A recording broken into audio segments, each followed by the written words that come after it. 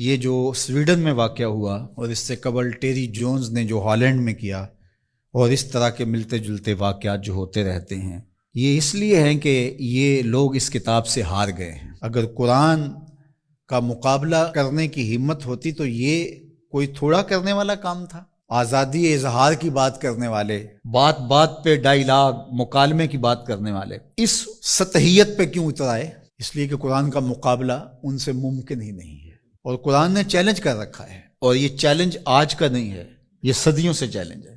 Challenge یہ نہیں کیا گیا کہ بڑی صورت لے کر آؤ، 3 آیات پر مشتمل ایک صورت ہی لے آؤ، نہیں لا سکے۔ تیرے سامنے یوں دبے لچے فصحا عرب کے بڑے بڑے، کوئی جانے کے منہ میں زبان نہیں بلکہ جسم میں جان نہیں۔ جب قرآن کا چیلنج قرآن میں موجود ہے، اور وہ اس محدود زمانے کے لیے نہیں تھا، قیامت تک ہے کہ صرف 3 آیتیں لے آؤ اس قرآن کے مقابلے میں، اور سب جمع ہو جاؤ، وقت بھی جتنا مانگتے ہو، قیامت تک تمہارے پاس وقت ہے۔ تو اگر یہ کام نہیں کر پا رہے اور کتاب رحمت قرآن مجید کے نسخے کو توہین کا نشانہ بناتے ہیں، تو اس کا مطلب سیدھا سیدھا یہ ہے کہ یہ شکست خوردہ لوگ ہیں۔ یہ جو مکالمے کی اور ڈائیلاگ کی بات کرتے ہیں، یہ صرف زبان سے اور منہ سے کرتے ہیں۔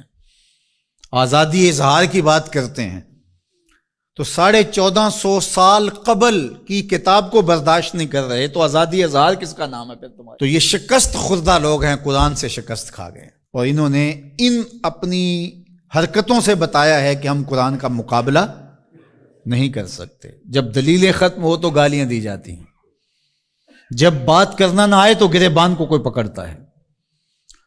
تو قرآن مجید کے ساتھ اہانت امیز سلوک اس بات کی دلیل ہے کہ آج دنیا قرآن کا مقابلہ کرنے سے قاصر ہے، جس طرح ماضی میں قاصر تھی، اور قیامت تک تو اس کا معاوضہ ممکن نہیں ہے۔ اور جب معاوضہ ممکن نہیں ہوگا تو اوچی ہتھ کنڈے ہوں گے، اور اس طرح کی نیچ حرکتیں ہوں گی۔ لوگوں نے لوگوں کے ساتھ لڑائیاں کیا، بھلا کسی نے کتابوں کو بھی جلایا ہے، کسی نے کتابوں کی بھی بے حرمتی کی ہے، کبھی ایسا بھی ہوا ہے؟ اور آج جو مغرب کے قصیدے پڑھتے پھرتے ہیں، یہ ان مکروہ چہروں کو دیکھیں۔ تو آئیے میں اور آپ اس کتاب سے جڑ کر کے اپنی زندگی کو ان بلندیوں پر لے جائیں کہ پھر ہماری گرد راہ کو بھی کوئی چھو نہ سکے۔ لیکن افسوس یہ کہ یہ چیزیں ہمیں بیدار کرنے کی بجائے، یہ چیزیں ہمیں کھڑا کرنے کی بجائے، کتاب کے ساتھ جوڑنے کی بجائے، الٹا جو ہے وہ ہمارا غیظ و غضب اپنے اوپر ہی برستا ہے، اور پھر ہم جو ہے وہ دوبارہ وہیں بیٹھ جاتے ہیں جہاں ہم تھے، اور 1 انچ بھی آگے بڑھنے کے ہم کوشش نہیں کرتے۔ یہ واقعات امتوں کو کھڑا کر دیتے ہیں۔ آپ تاریخ پڑھیں، چھوٹے چھوٹے واقعات سے قومیں کھڑی ہو جاتی ہیں، لیکن قوم ہو تو کھڑی ہوگی نا، اور جب قوم ہی نہیں ہوگی تو قیامت بھی ٹوٹ جائے تو کوئی فرق نہیں پڑتا۔ اقبال نے کہا تھا، جس سے تعمیر ہو آدم کی، یہ وہ گل ہی نہیں۔ اس مٹی سے پھر کچھ بھی نہیں بنے گا، یہ مٹی کی مٹی رہے گی، تودا رہے گا ریت کا، کچھ بھی نہیں بنے گا۔ قیامتیں گزر جائیں تو کچھ نہیں ہوتا۔ تو یہ چیزیں امت کو کھڑی کر دیں، اور کتاب رحمت کے ساتھ ہم جو ہے وہ جڑ جائیں، اور اس طرح جڑیں کہ ہمارا اوڑھنا بچھونا اس کتاب کی تعلیمات کے نتیجے میں ہو، اور پھر دیکھنا کہ دنیا تسخیر کرنے کا راستہ یہیں سے نکلے گا۔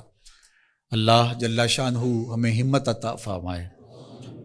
اگرچہ ہمارا دل بہت دکھا ہے اس معاملے کے اندر، اور اس وقت پیدر پہ ایسے واقعات ہوتے ہیں کہ ہمارا دل زخمی ہوتا ہے، لیکن ہم اس کا کیا کر سکتے ہیں جب تک ہمارے پاس قوت نہیں ہوگی، شوکت اور حشمت نہیں ہوگی۔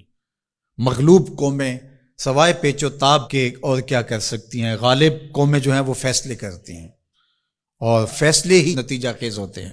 تو جب تک ہم قوم نہیں بنیں گے، امت نہیں بنیں گے، اس وقت جو ہے وہ ہم اسی صورتحال میں رہیں گے، اور ہمارا وجود جس طرح زخمی ہے، تشتت کی وجہ سے جسم زخمی ہے امت کا، کہ ہم 72-73 گروہوں میں بٹے ہوئے ہیں، اور دشمن اس پہ بہت خوش ہے، اس لیے کہ اس سے اس کو فائدہ پہنچ رہا ہے، اور ہم آپس میں الجھ کر کے اپنی طاقت کو ایک دوسرے کے اوپر ضائع کر رہے ہیں۔